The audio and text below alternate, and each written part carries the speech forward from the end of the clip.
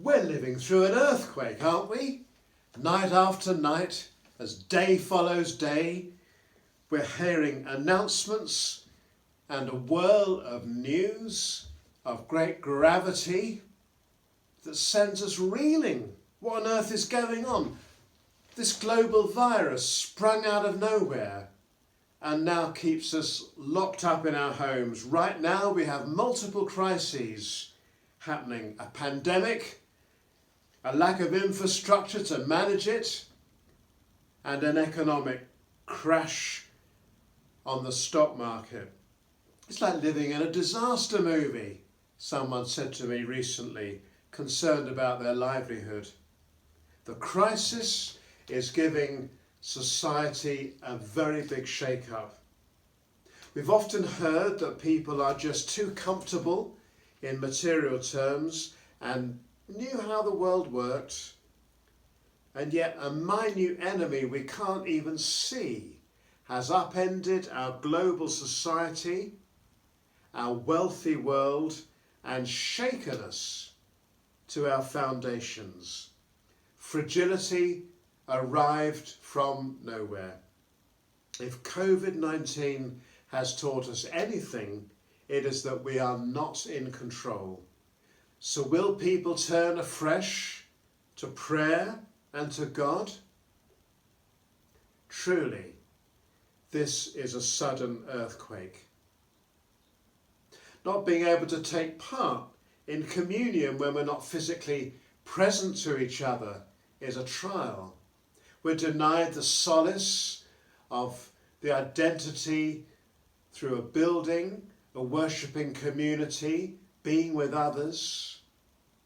And yet those are paling into insignificance compared with the loss and the grief and the difficulty that is sweeping through our country and indeed the world.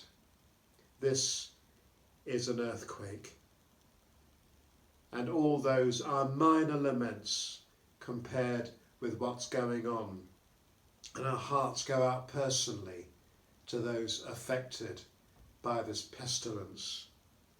It's a time of darkness, of a great weight sitting on all countries everywhere. Today, the powerful message of the resurrection shouts through the rooftops that death has been defeated. It was not the last word then, it's not the last word now. The heavy weight over that stone-cold tomb was not the end of the story. The world had been shrouded in darkness, but the new day was dawning. The tomb was locked down by a patrol of guards, but a new day was dawning.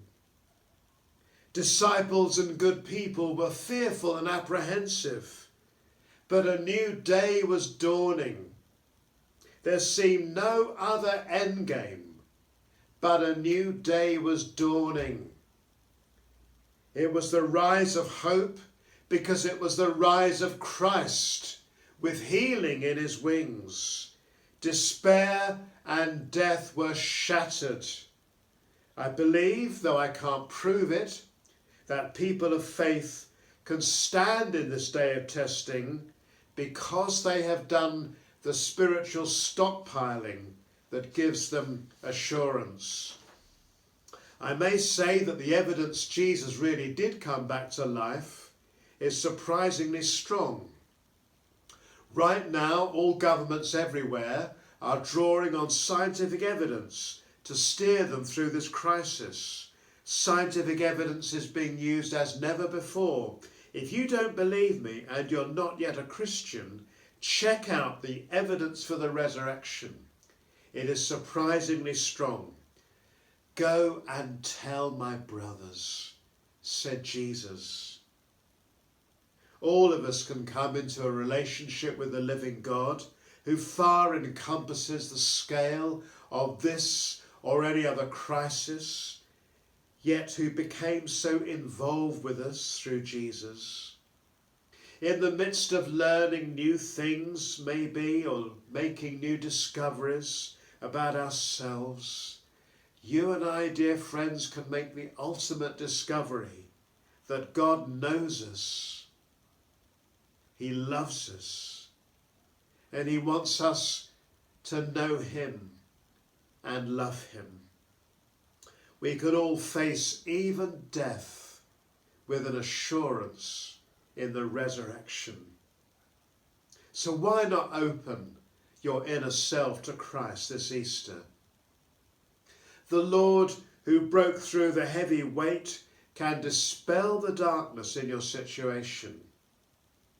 Jesus, who came through a lockdown door and into the lives of his followers, can walk through the lives and the doors that are offered to him. Repentance is needed. Acknowledgement that we've left God out the picture. And then comes faith, turning and surrendering ourselves. We will get through this. We will meet again, as the Queen so memorably invoked last Sunday. As the world waits for hope to rise, let it be with assurance of faith that we can look even death in its ugly face and be transformed by the risen Lord. Dear friends, may the Lord bless you richly.